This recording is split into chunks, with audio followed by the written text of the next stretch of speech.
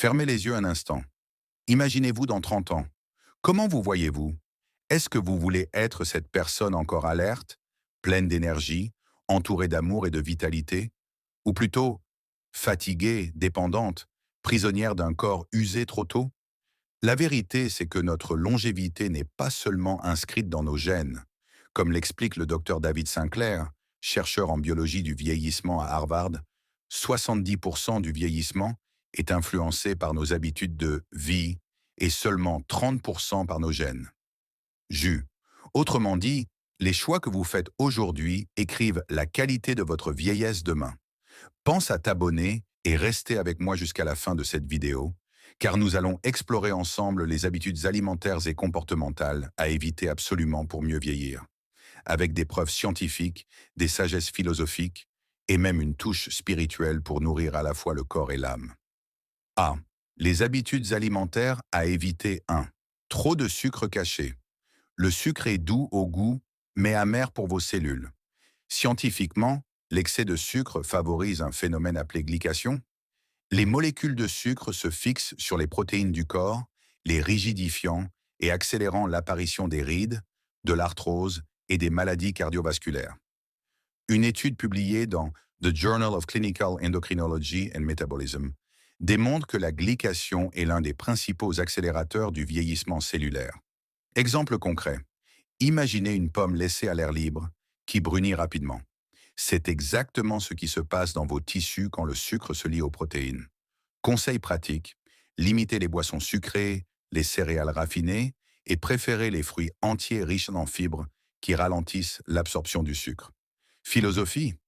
Sénèque, philosophe stoïcien, disait déjà « Ce n'est pas parce que les choses sont agréables qu'elles sont bonnes, mais parce qu'elles sont bonnes qu'elles sont agréables. » Apprenons à redéfinir le plaisir au-delà du sucre instantané. 2. Excès de viande transformée. Saucisses, bacon, jambon. Autant d'aliments pratiques mais dangereux. L'Organisation mondiale de la santé a classé les viandes transformées comme cancérogènes de type 1, au même niveau que le tabac. Des études montrent qu'une consommation régulière augmente de 18% le risque de cancer colorectal.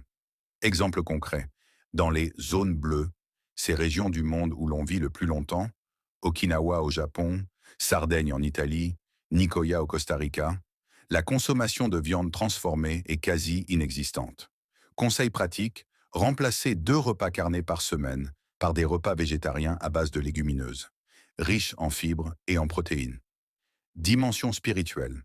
Dans plusieurs traditions religieuses, dont le christianisme et l'islam, l'excès alimentaire est vu comme un déséquilibre de l'âme. L'islam met en garde contre l'excès de viande en rappelant que la modération est clé.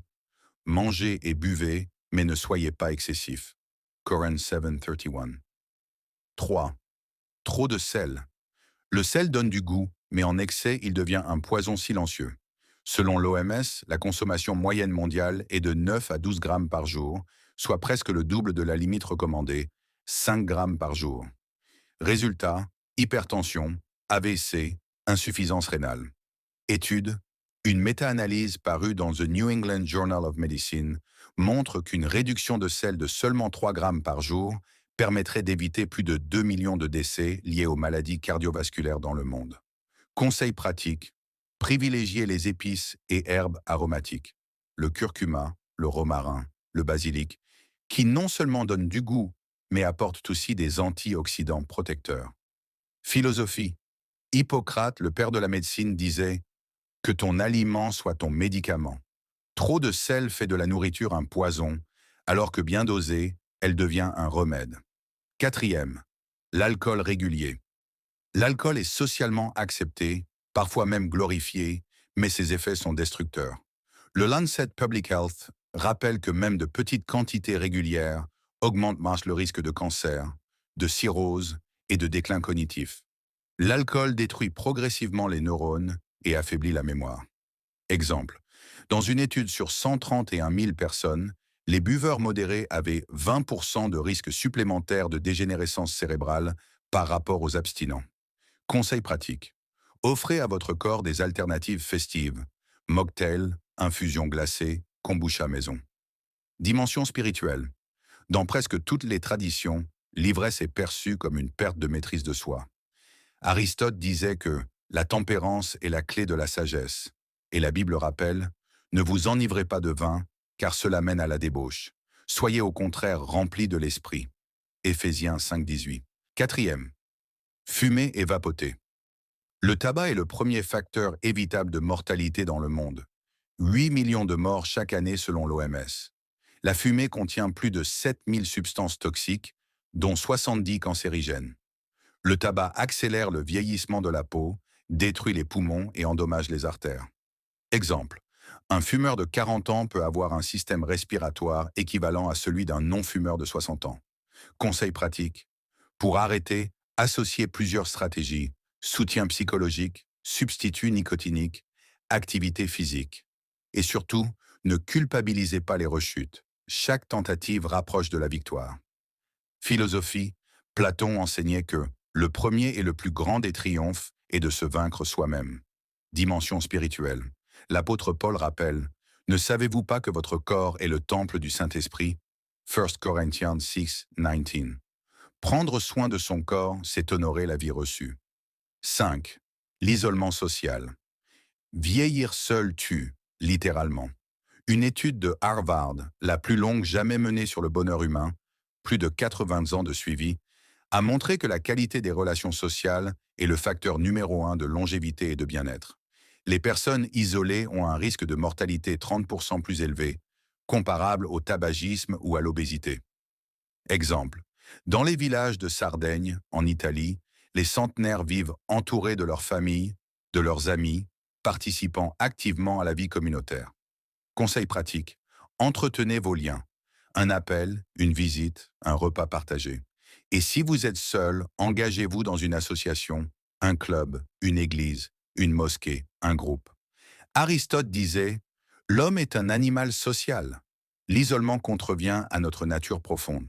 Dans la Bible, livre d'Ecclésiaste, il est écrit « Deux valent mieux qu'un. Si l'un tombe, l'autre le relève. » Ecclésiaste 4:9 à Dieu. Alors, que retenons-nous? Vieillir en bonne santé n'est pas un hasard. C'est le fruit d'un art de vivre. Évitez les excès alimentaires, sucre, sel, alcool, viande transformée. Fuyez la sédentarité, le stress, le manque de sommeil, le tabac et l'isolement. À l'inverse, choisissez chaque jour des petits gestes de vie, bouger, rire, méditer, manger sainement, aimer et être aimé. Comme le disait Marc Aurèle, la vie d'un homme est ce que ses pensées en font. Et comme le rappelle le psaume, comptez bien vos jours afin d'acquérir un cœur sage. À vous maintenant de décider, voulez-vous ajouter des années à votre vie ou de la vie à vos années? Si cette vidéo vous a inspiré, abonnez-vous, partagez-la à un proche et surtout, commencez dès aujourd'hui à cultiver la jeunesse intérieure.